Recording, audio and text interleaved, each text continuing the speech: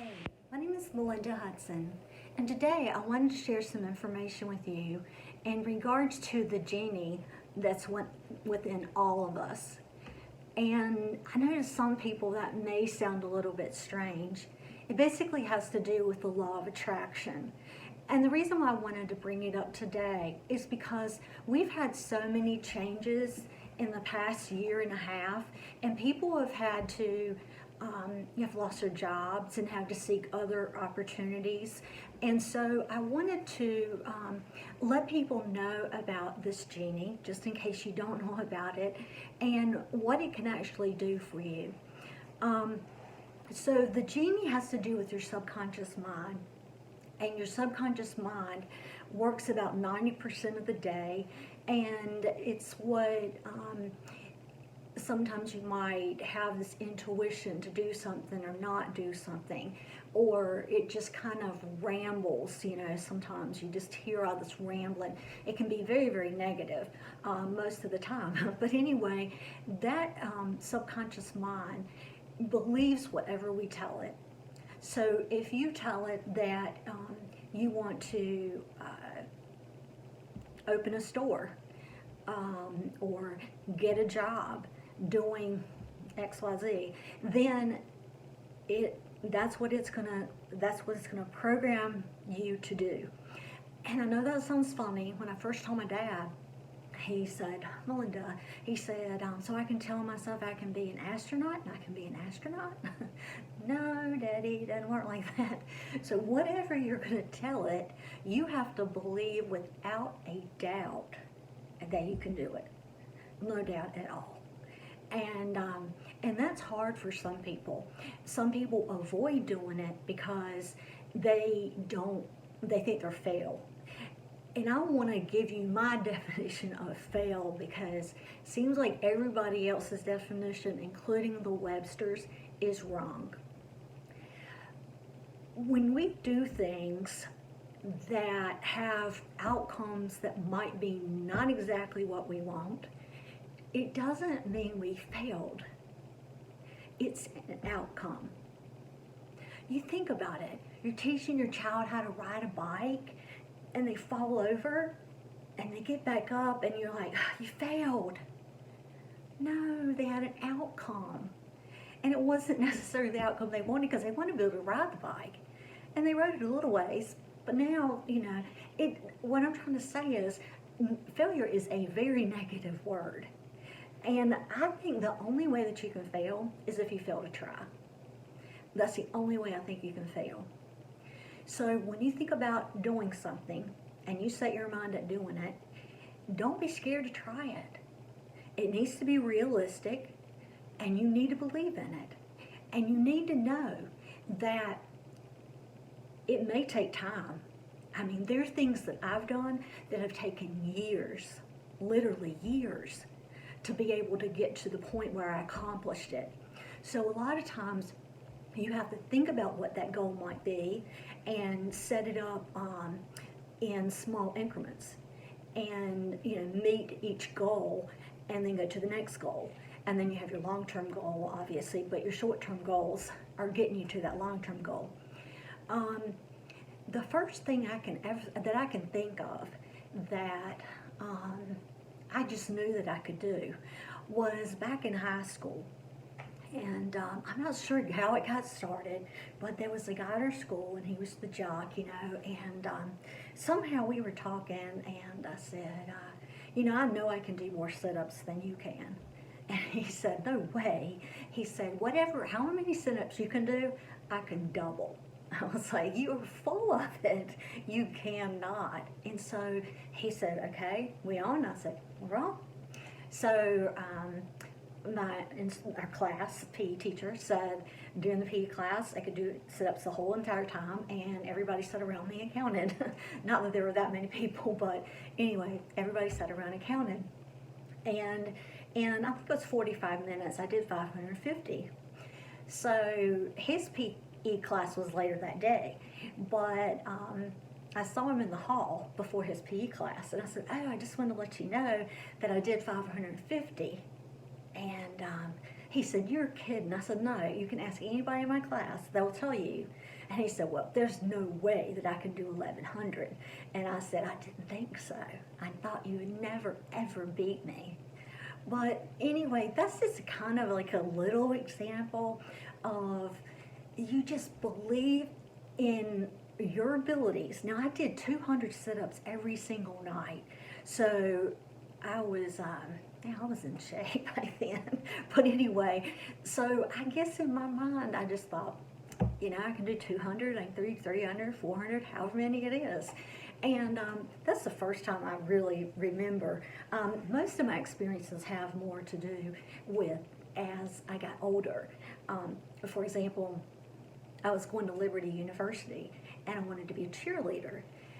And they had, let's see, 6 girls and 6 guys, and there were only 2 positions open for new cheerleaders. Of course, the other cheerleaders still had to try out, but there were only, I take that back. There was really only 1 position if you counted all of the cheerleaders that were already on the squad. So there were 5 that were going to probably make it because they cheered the year before, and they were only adding 1.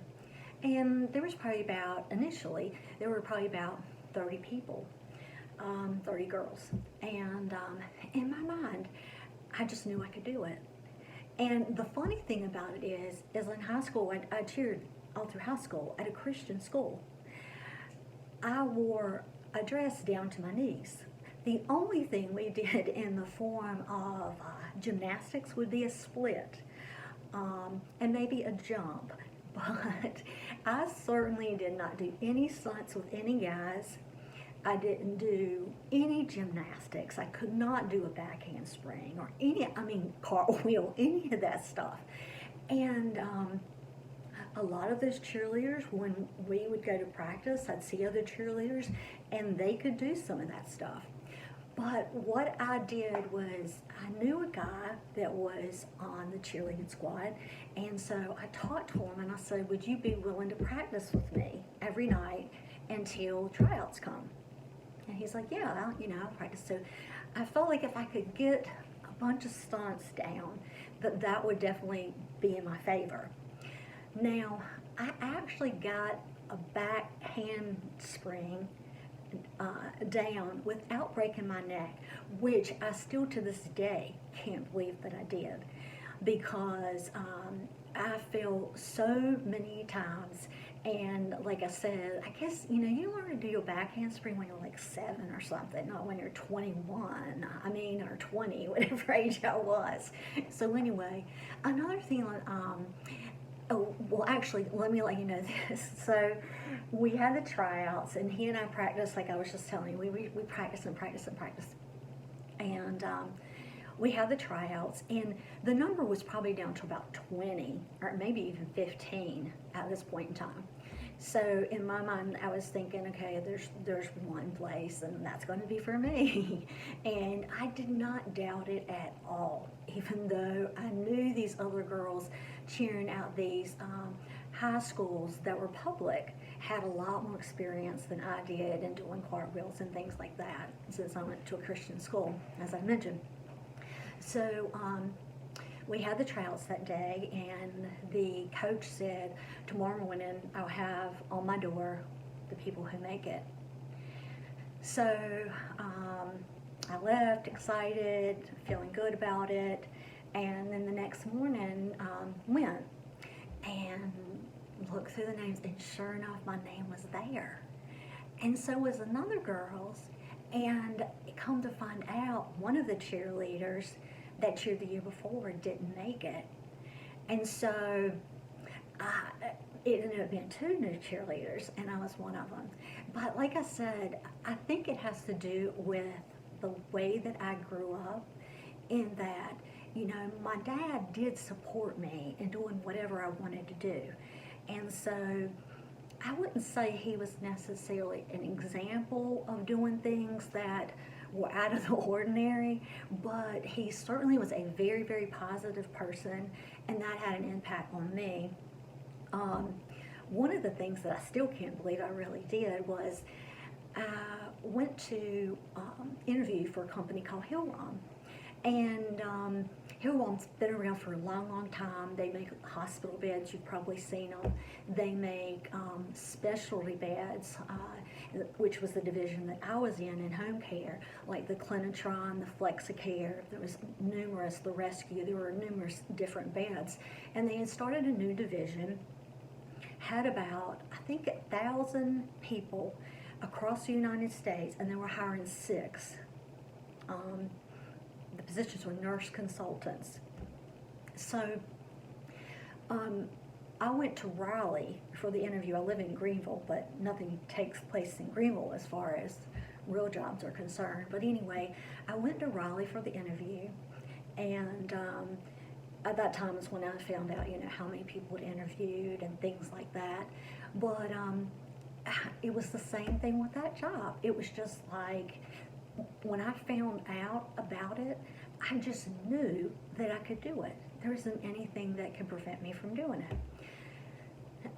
So I'm interviewing with the vice president, and we get down to the end of the interview, and I told him, I think he said, do you have any questions or comments? And I said, well, I just want to let you know this. I know you've got a lot of people. You told me you have a lot of people that have sent you resumes that were good. And I said, what I'll tell you is I will work for 6 months. And if I'm not ahead of every other person, then I'll give you all your money back, and I'll let you hire whoever you want to hire. And he just kind of looked at me like I was crazy. And I guess thinking back, it was kind of crazy. It's not something that I would say for other people to do necessarily. But for me, I guess, I got away with it. And he's like, I like your confidence. And I'm like, well, by the third month, I had grown 300%. Ahead of all there's 6 of us total, ahead of ones that were New York, Philadelphia, Los Angeles, major cities across the United States. And so he called me one day, the vice president called me one day to congratulate me, and he said, what do you think that you're doing that other people aren't doing? And I said, I really have no idea. They didn't tell us how to market the Clinitron. They basically just said, okay, here's some information, and go and talk to doctors, and go and talk to discharge planners, home health agencies, and let them know about it. So that's that's kind of what I did. And I think what made the difference, and in sales, I've had a lot of people argue with me, but it's not just the quantity of calls that you make.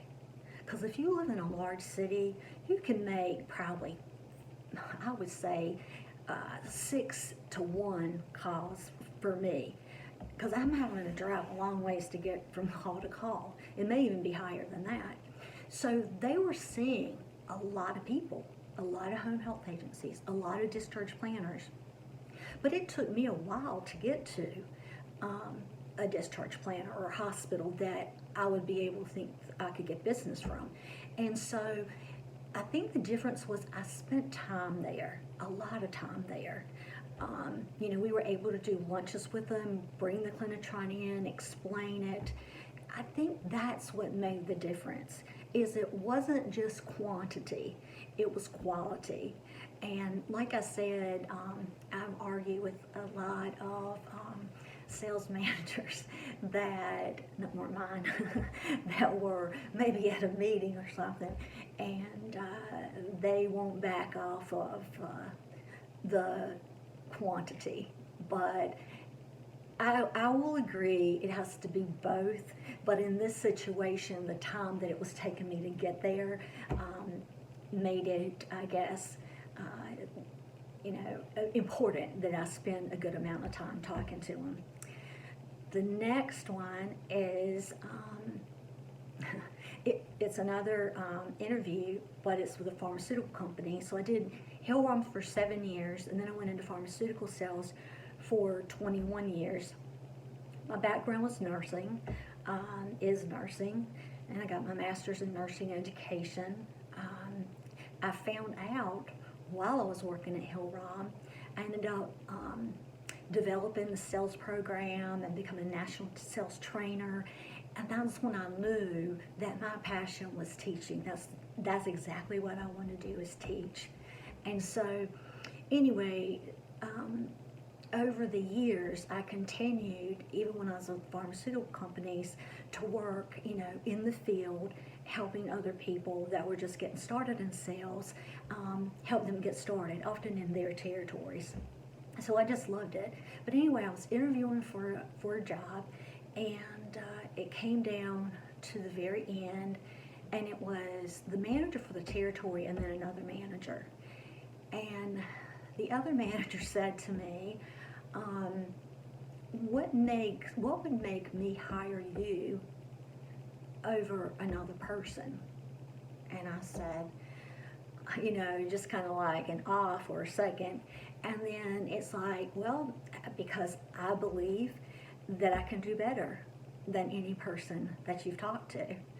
And he just kind of looked at me like, you're crazy and cocky and whatever. But I actually did. For some reason, I did. I just knew that I could do it. I knew the territory, and so that's what I said. And then he said, well, we've had a lot of good people. And I said, oh, I'm sure you've had a lot of good people. And I said, I understand. And he said, well, we've got somebody to interview this afternoon. And he said, so I definitely can't make the decision now. When you're on an interview, you really want to close them right there and say, do I have the job? And that's what I was trying to do. But then when he threw in the fact there was an interview after mine, that kind of threw a red flag. But I still said to him, I tell you what, talk to them. I guarantee you that if I can't do better than any other person that you've interviewed, I'll give you the first 3 months of my salary. For some reason, I said 3 months this time. And he said, you are crazy, you're crazy. You don't mean that. I'm like, yeah, I mean it. And he's like, how can you mean that? And I said, because I want you and I want this territory to have the best person that they can have. And I believe that's me. Now, you might not believe that, but I believe 100% that that's me. And there wasn't much he could say after that except for, okay, we'll call you later. I was driving home when I got the call, and they offered me the job. So I just want you to understand that sometimes we have to go out and stretch just a little bit on the limb and believe that we can do it. Because your subconscious mind, what you tell your subconscious mind is what it believes. And when you fill it full of negative thoughts, I can't do this, there's no way I can do this, I'm not going to be, then you're not going to be able to do it. Our bodies respond with hormones and chemicals in relation to our thoughts. So you can do anything you want to do as long as you truly believe it. And like I said, make sure if it's a larger goal, like I had a doctor that I wanted to see, it took me 3 years to see him. The 2 guys with Roche that I was working with, they had told the manager they weren't going to try to call on him anymore because he did not see reps usually. And it took me 3 years to see him. So you may have a long-term goal or you may have shorter-term goals, but just know and believe in you because you have that power to do whatever you want to do. That genie's right there. I am no different from you. I promise I'm not. So just believe in yourself. Hey, if you like this video, do me a favor. Go to melindacares.com and I'll have the links for Facebook and for YouTube. And my son is setting it up, so I don't know what I'll be on there, some blogs and stuff like that. Please feel free to put any questions down. If I can help you in any way, let me know. If you want to call me right before your interview, you can do that too. Anyway, you have an awesome day. And again, melindacares.com. Thanks.